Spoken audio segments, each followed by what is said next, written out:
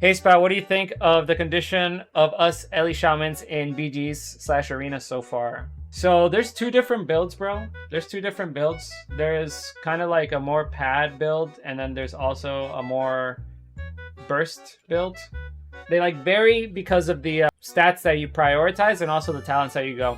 In the pad one, you want to take Magma Chamber, and you also want to take this routine communication talent that just summons an ancestor randomly. You also want to take this talent that whenever your ancestor fades, it has a chance to bring up another ancestor. And the reason why you want so many ancestors coming in and out is because of this talent, the Final Calling talent, which summons an Ele Blast.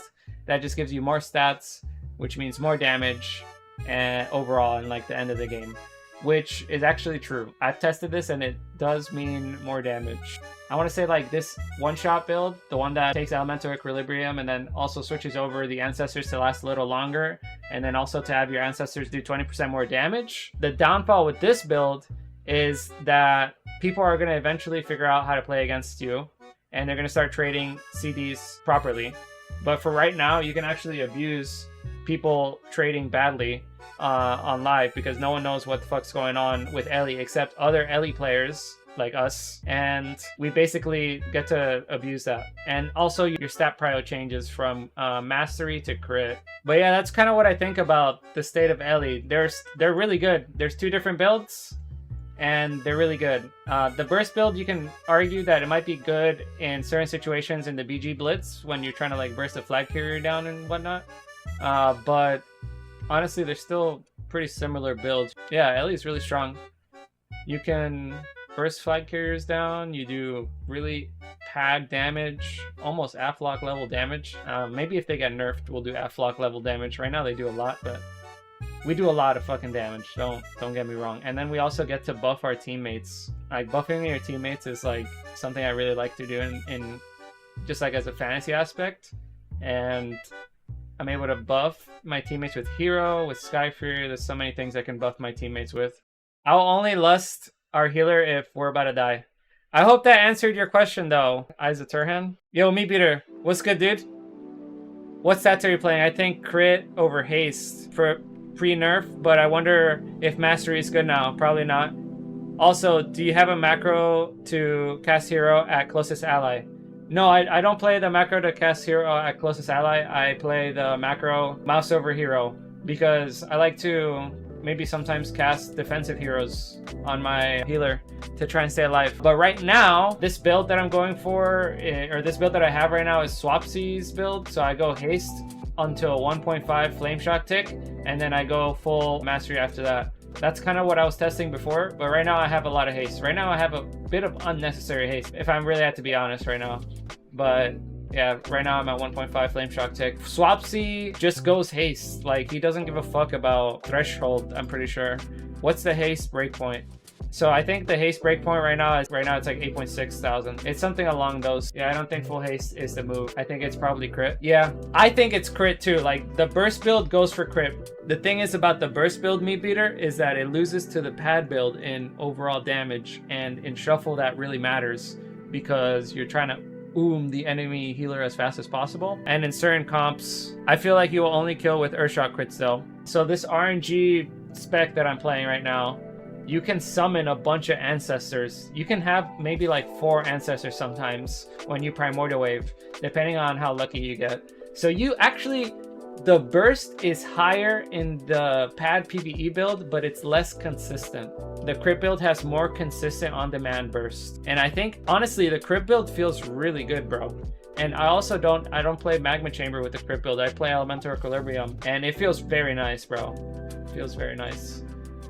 I think that build's gonna be BIS in certain comps. Like, I feel like Mage Ele, like that comp's gonna require like a lot of bursts. So just comps that like need to kill in a burst window, like Ele Rogue, shit like that. The pad PvE build feels nice though, bro. I'm not gonna lie as well. Like, you still do a lot of bursts with the pad PvE build. You just have a little bit more RNG in your burst windows. Like, your burst windows are shorter. You still have burst windows, but they're shorter. So you have to be very careful with when you press your burst so that you don't get absolutely countered. What's the difference? Seems like that talent-wise we're running the same build besides Elemental Equilibrium. So I'll explain a little bit more in depth on the talent difference, but it comes down to actually the hero talents and Magma Chamber compared to Elemental Equilibrium. The hero talents that I run with the one-shot build, such as the burst build, is longer ancestors and more damage on the ancestors because I play badge with that build as well.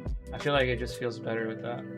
But the pad build cares for stats, so it's better to have more ancestors going in and out because that means more Ele blasts.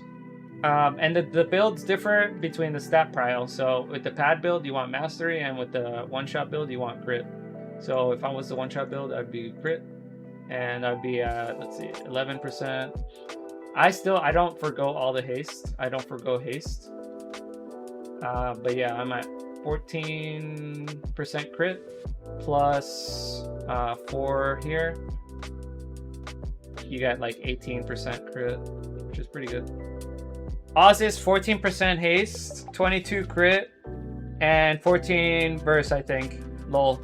He doesn't give a fuck about verse. Bro, verse is important. Let me tell you, verse is important. I don't know how he gets his verse so low.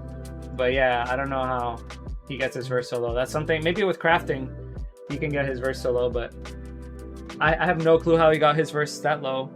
If he's gearing with full like PvP pieces and stuff. Oh, with crafting? Okay, interesting. I mean, bro, I think verse is overrated. Bro, you're taking less damage. The thing about losing out on that verse is that you're losing out on guaranteed damage. Man, you're also going to the casino with crit, bro. You don't need that much crit. I feel like, dude, you can get to 24% crit with Nature's Fury, right? And still keep a bunch of haste. And you'll have crit. Like, if you think about it, at a full Maelstrom bar, how many Earthshocks can you get off?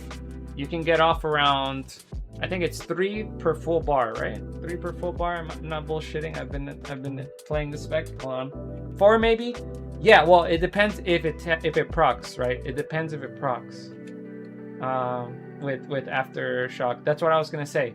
If you get 4, you're basically guaranteed a proc of Aftershock, right? But you're kind of rolling the dice at that point. But if you get a proc of Aftershock, that's fat, bro. So right after I finished making this video, Blizzard dropped some class changes that reworked Elemental Shaman a bit, lowered some of our damage. Things are shifting, but I'm going to keep grinding and figure out the best build as we adapt to these changes.